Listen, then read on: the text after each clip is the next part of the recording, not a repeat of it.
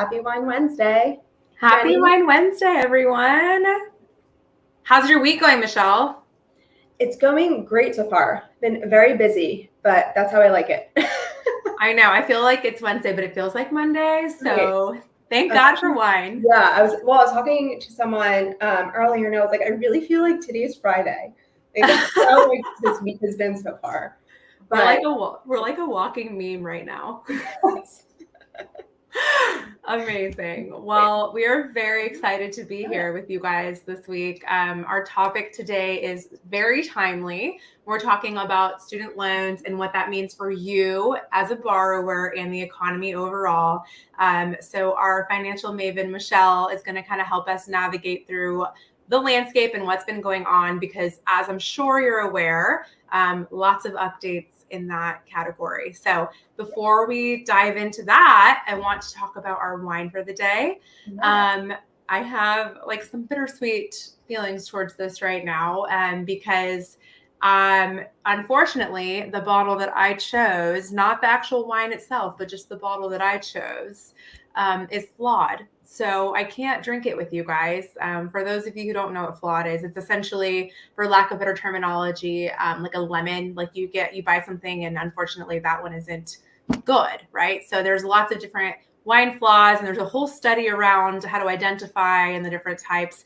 This one's oxidative, so I will not be drinking with you guys. I know it looks like I have been. I poured my husband and myself a glass and we took a sip and we were like, whoo, we're funneling that back in. If that ever happens to you guys, you can take it back. It does happen every once in a while, but just something for you to know. But I will not bother you guys with that anymore. I'm going to talk to you about the wine, which is actually really good if you don't have a flawed bottle. We are drinking a Tavel Rosé today. And what's unique about Tavel, which is a region in the Rhone Valley in France, is that it is one of the regions that only does rosé. So that's kind of a rarity, and it's really fun. What I also like about it is this specific region. Rosé is something that is meant to be drank very young. That's why the vintages are always going to be like 21 or 2020 or 2022 moving forward. There's always a bum rush for rosé in the beginning of the season because you want to drink it as young and as vibrant as you can. Generally speaking, you want to drink most wines young, contrary to popular belief, but rosé is really an outlier in that regard. And what I love about this one is you can let it age a little bit if you want to. And it's obviously got this very rich color, as you can see. So there's more skin contact on this one than your typical Provençal style rosé, which is my preference because it gives it more personality in my experience. So love this one. Definitely you're going to get some notes of some strawberry, a little bit of spice, a little bit of salinity, a lot more personality than just like a boring porch pounder rosé. So hopefully you guys got a good bottle and are enjoying it. And I'm going to have to take this one back and buy another one. Oh no. I know. Sad face. But anyways, moving into our rose and our thorn for the week. Michelle, why don't you tell us about your rose and your thorn? Yes. So let's start with my thorn. So if anybody is in just like the tri-state area or the Northeast, it has been raining. So today, I think, is actually the last day of like cloudiness and rain for the past maybe 2 weeks. And it has, Yay. So finally some sun, because I'm looking very pale to get out and get my tan on. It's almost the middle of summer and I feel like still very pale. But it has been just like a downpouring, and I've got stuck in it maybe like 3 times. And it's not fun walking in the New York City streets with, the heat, the mugginess, and then this torrential downpouring on you. So that was my thorn. Oh man, but we need some of the rain down here. So you can just go ahead and send it down here. I'll send it to you guys. But it actually has helped with the humidity. So today's actually not that bad. It's only like high 70s, which is nice. Well, good. I'm glad you're going to get a little bit of a reprieve. Yes, me too. Can't wait. Okay. And then my rose. So I love a good like dirty water dog in New York City. And love. Yes. So it's actually funny. So a lot of times, not so much anymore, but when I was younger, I would like go out and I could eat maybe like 3 or 4 like on a night, but to myself. But this weekend, we were actually going out in New York City. We went to a few different bars, and we actually found one that gives out free hot dogs when you buy a drink. And I was like, this is awesome, especially during these times with everything that's going on with the economy. You could hardly get anything for free, and we just hopped on a bar where they're giving out free hot dogs. I was like, yes, let's stay here all night. But unfortunately, they only took cash. We didn't have cash, so we had to go back next weekend. I love it. I told Michelle, so you guys, I'm going to visit Michelle in New York City later this year, and my husband's obsessed with hot dogs. So I told her that she had to keep that a secret from him so that we don't end up being there every night. Yes. So just tell him to like close his ears if you didn't watch his podcast. I know, right? He can't listen to this one. I'll tell him it's not pertinent to him. Yes. What about you? What are your rose and thorn of the week? So I'll start with my thorn because you always want to end on a good note. My thorn is one of our properties, one of our Airbnbs in Galveston seems to have been having a little bit of a cascading, I guess, Murphy's Law, if you will. Lots going wrong. So obviously Galveston Island is extremely humid and hot. So we've had some issues with the humidity and the moisture. And we had mold on the ceiling and we were trying to figure out what caused it. And there was a leak in the ductwork and we had to take the cabinets off the wall and we had to get rid of the mold and remediate that and then fix the ductwork and then re-put up the drywall. All this to say, it was kind of a nightmare from a real estate perspective this week, but luckily we got everything addressed. All of it was solvable. And I think the contractors are currently finishing up right now in time for our next guest. So not too many complaints, but it's definitely one of those, was not expecting that cost or inconvenience. So that sucked. But my rose was my sister. My sister's birthday was over the weekend, and we went to a new steakhouse in Austin that I hadn't been to before. And it was really, really good. Everything was executed well. Great wine, great appetizers. Everybody was happy. We had the best time. So love finding new restaurants in Austin. Sounds so fun. Happy birthday to your sister. I'll tell her. She's definitely like living her cancer dream of her birthday month. Awesome. Okay. So let's go into now my favorite part of the week, the quote of the week. Yes. And it's actually, sorry, go ahead.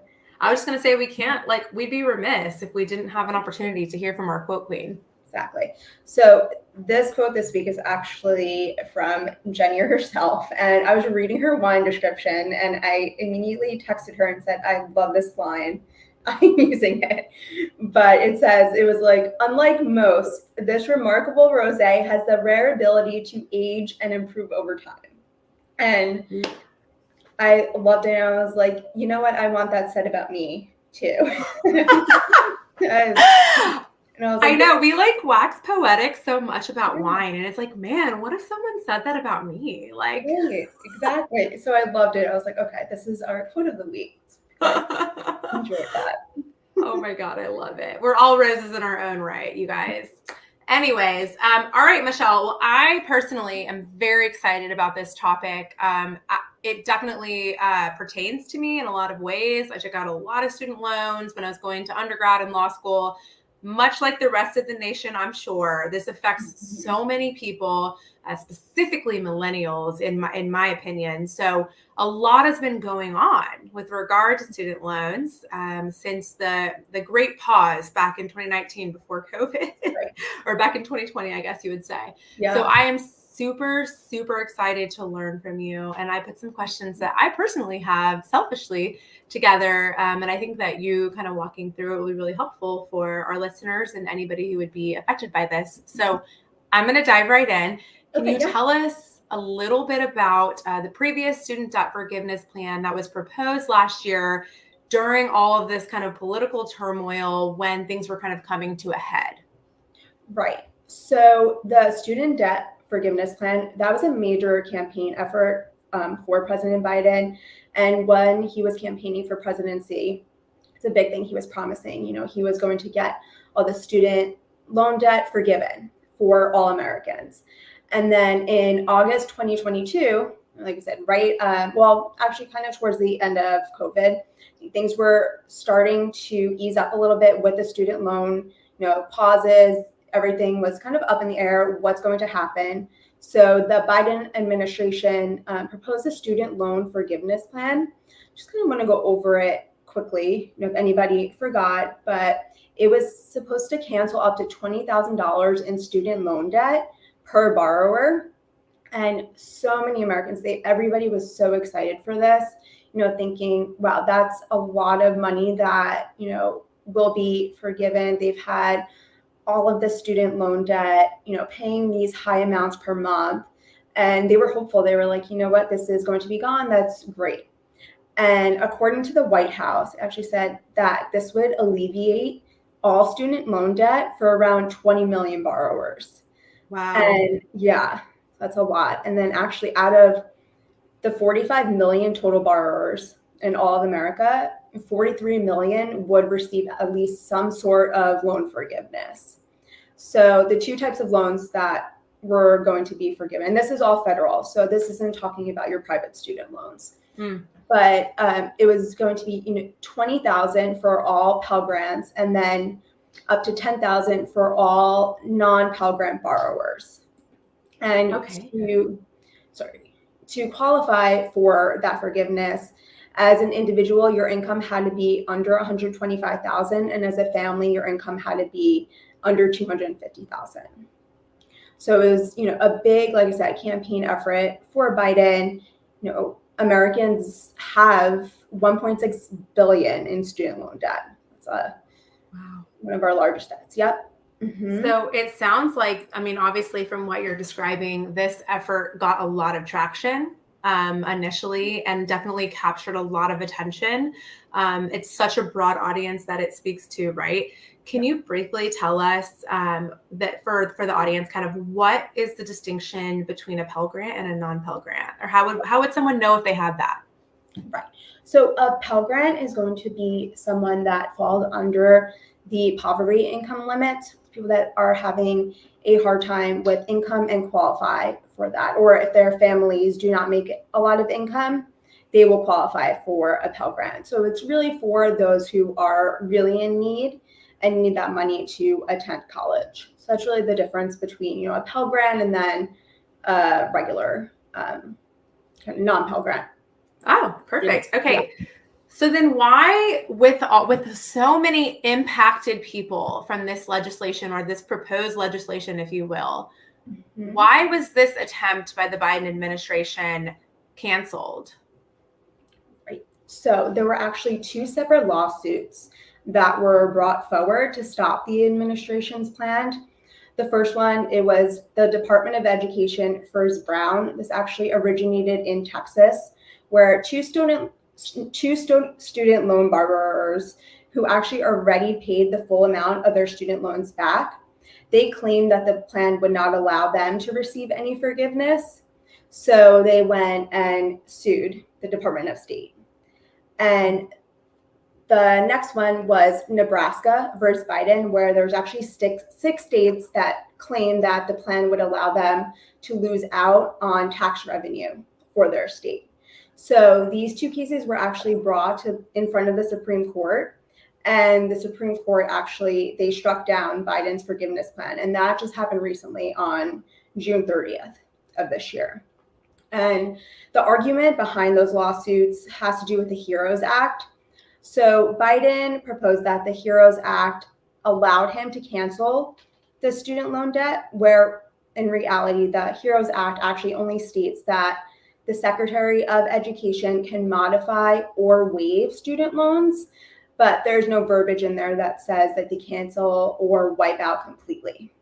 So the Supreme Court agreed with that argument, saying that the president does not have that power to cancel the student loan debt out.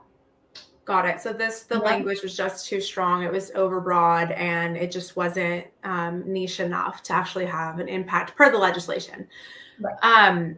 Okay. So what I mean, what's next, right? What are the new student debt proposal guidelines that have come out in light of this? I know it was just handed down from the Supreme Court, but, kind of what are we looking at moving forward?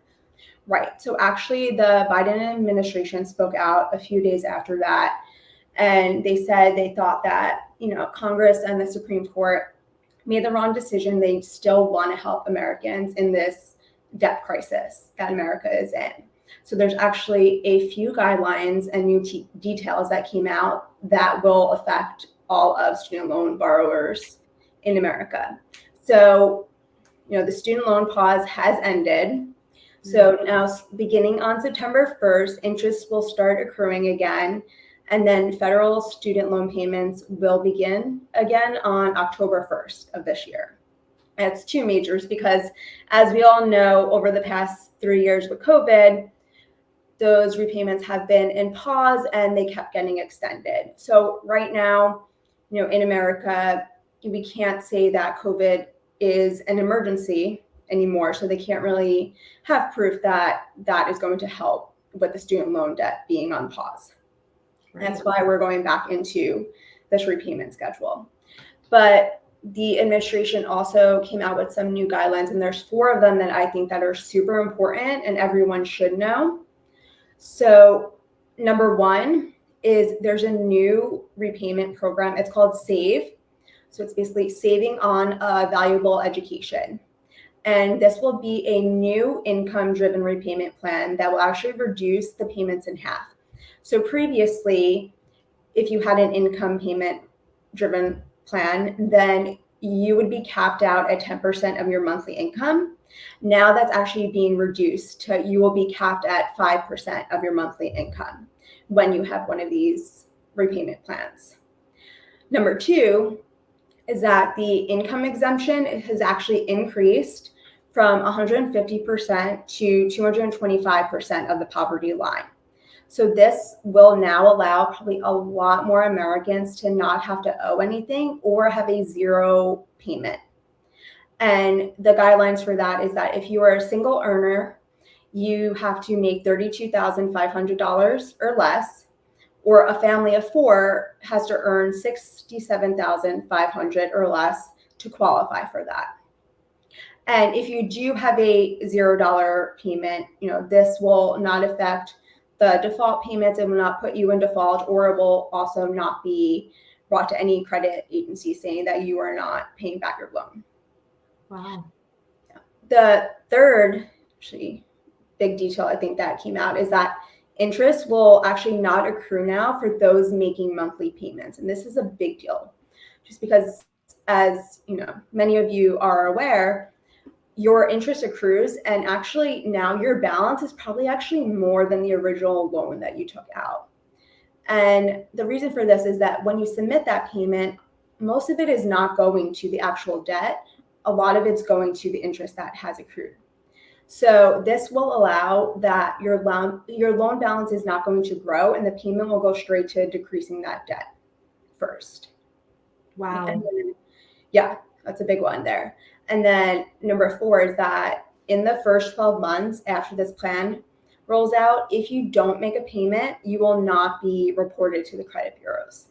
It's another big thing. So that's not going to affect your payment. They want to, ease Americans back into this. We haven't paid on our federal loans for the past 3 years.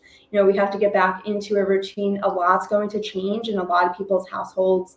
I'll explain a little bit more about how this may affect some of you. This is a big thing, and they don't want to overwhelm us, and they're going to ease into it slowly. Okay, I have 2 follow-up questions for you. Yeah. This is fascinating information to me. Thank you for being so thorough here. So these 4 components that have been rolled out, are they propositions, or are they in effect? Okay. So the SAVE program will go in effect in July of 2024. That's actually not in effect yet. So a lot of people, that's actually a really good question, Jenny, because a lot of people are saying, listen, this got stopped already. How do we know that this is going to be rolled out? But in the verbiage that they used here, the Secretary of Education, he's modifying the student loan debt. They're not looking to cancel anything. So it's just Got it. modifications. So that's why people firmly believe that this will roll out then. And then, like I said, beginning in, September 1st, you're going to see your interest start accruing again. October 1st, those payments are going to start resuming. Got it. So the interest rates are still not going to be impacted until next year. Right.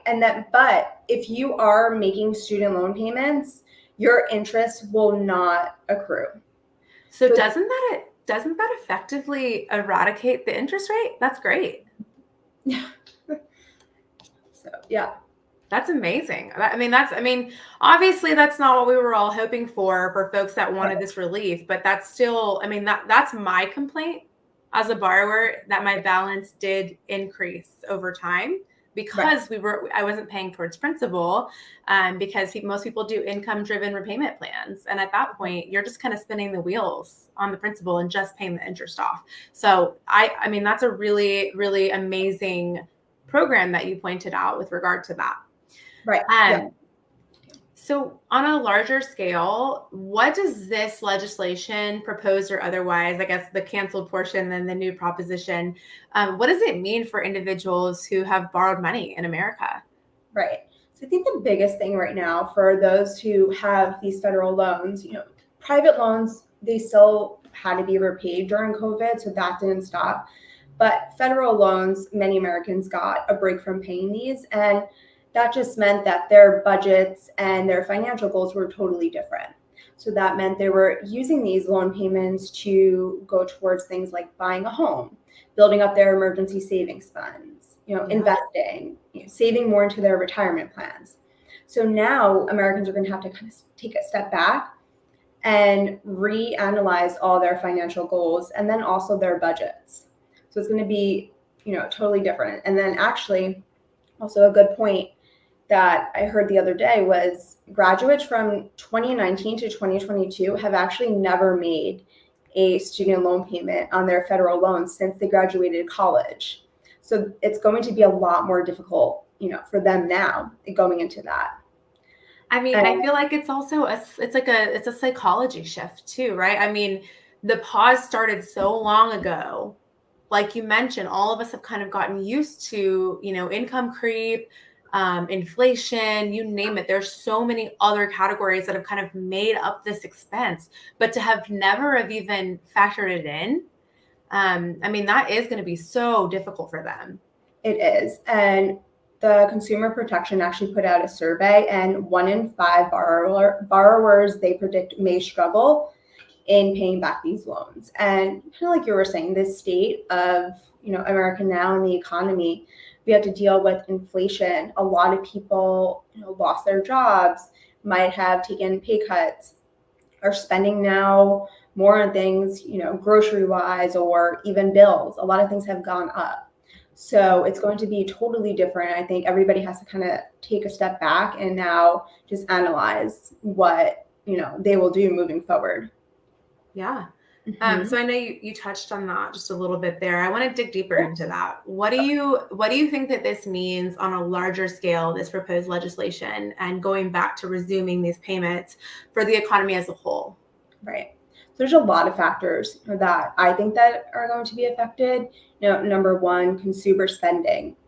Now, people have another payment to make, so they're going to be cutting back on costs. They're going to be spending less money out. So that means less goods purchased. I think really the retail, housing, auto, small business, entertainment industries are really going to probably see a hit here with people just cutting back. I know, federal loans, a lot of those payments are high. And when now people having to go and pay them back, that's going to be a big cut that they're taking back. Second, I think the housing market, like I was saying before, with the pause, people were able to go out, maybe buy their first home. I think now putting that repayment into place, there's going to be a lower demand for housing. People aren't going to be, some people, I should say, aren't going to be looking to make a big home purchase. Yeah. I think that there may be a decrease in entrepreneurship since people are going to start looking for more stable jobs now. Now they have bigger expenses every month with this loan payment coming back. They need something stable in income. I also think, the economic growth overall, now with student debt coming back, that may delay life events, that cost money, like buying a house and growing a family, getting married. So I think that will affect overall how the economic growth. Also default risk, if now these payments are coming back, borrowers still can't pay, their loans are going to go into default. I also think government spending, higher loan defaults can require the increased government spending to cover those losses. Right. And actually, I saw on the news this morning, I was watching, and the 3 states with the highest amount of student loan borrowers are actually Texas, California, and Florida. Huh. Mm-hmm. So we should be definitely on the lookout for some of these adverse effects in those states. And I think that it's kind of a culmination of things, because I feel as though we're kind of feeling a little bit of this already with inflation and the way that the economy is trending. And I feel like this is going to exacerbate that problem. And this is one of those situations where it's just the more you know, right? Like, definitely make sure that you're doing your due diligence to become aware of these shifts that are going to be taking place and what's expected of you. And I think, Michelle, since you're such a wealth of knowledge on this, I'm curious to get your insight. What should consumers do, right? Like, what should we be doing now to prepare for this? And how do we contend with this if we're kind of starting at ground zero? Specifically, I'm thinking of those folks who have never even made a payment, right? Right. So I know this may bring about, some anxiety and uneasiness to people, but don't become anxious. Just go in with the plan, and like Jenny was saying, educate yourself. Do the research. Look into other people that can give you some knowledge about student loans and how you can repay them. So I think the first step of what you should do, kind of also now, like Jenny was saying, it's been 3 years now. So we have to refamiliarize ourselves with the kind of system, what student loans we have, things like that. So I would definitely log into your servicing account. Or if you don't know who your servicer is or forgot, you can log on to studentaid.gov. And I'll put that website in the chat so you'll have it. But log into studentaid.gov and you'll be able to see the amount that you have, and then also the servicer and the details of that loan. And just go in and familiarize yourself, get the total amount that it is going to be each month. And also remember to make sure, if you were on an automatic payment plan, remember to just update that and just make sure the checking account on file is up to date. You don't want October to come around and then you have a different account on file. Just make sure you update that. And then another thing is that if you feel that you are going to have difficulty paying these loans, I would call your loan servicing company like ASAP. A lot of the times, if you talk with them, they will come up with a plan for you to pay back these loans. Also, with the SAVE plan, I would definitely call and talk to them about that to see if you qualify for that income-driven repayment plan, and then also how you could apply for that. And next, create a new household budget. So I know we talked about that a few weeks ago. So you could go back, watch that episode, and get a few pointers. But I would definitely look at your budget, add in now that new expense, and just make sure that you have enough income coming in for your expenses, and see where you have to cut back if you do at all. And then also you want to reanalyze those financial goals. So like I was saying, before, people were taking that money and putting it towards other goals. Maybe you were investing. Maybe you were building your emergency savings fund. Now, with your new budget, you want to go back and look at, do those goals still align with your budget in place? Yeah. And a lot of times people will ask, should we pay more towards our student loans, or should we invest that money? I always think you should use an amortization calculator to see if it makes sense to put more money towards that loan and pay off the loan quicker. Let me just give you an example. So if you have a low interest rate on your loan, say like 6% or lower, and you want to know if you should make an extra payment or invest that, may make more sense to invest that money into the S&P or the market where you could earn, say, like 7 to 9%, because then you're getting that extra 2% of compound interest over time. Yeah. And I think to piggyback off of your point, if I may, one thing that was made pretty clear to me whenever I first, started getting on a payment schedule for these loans, I am fortunate enough to have a lower interest rate.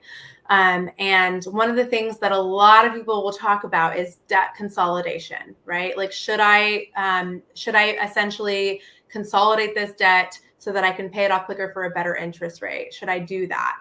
And the answer to that in most cases is yes. But if you have a federal student loan, unless you have a horrible interest rate, I would advise against that, because there is a lot of reform that is taking place in this space, and who knows what's going to happen. And if you refinance and consolidate, you wouldn't be eligible for that reform that's coming down the pike.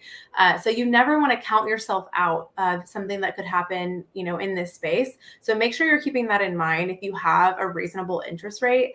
And then also, to Michelle's point earlier, I really want to reiterate, a lot can happen in 3 years, you guys. If you have a different income than you did when you originally got on an income-driven repayment plan, make sure that you're revisiting that. I know the economy is not in the best spot right now. So if you've taken a pay cut, you've got to reach out to your provider and make sure that you have a manageable repayment plan. Right. Exactly.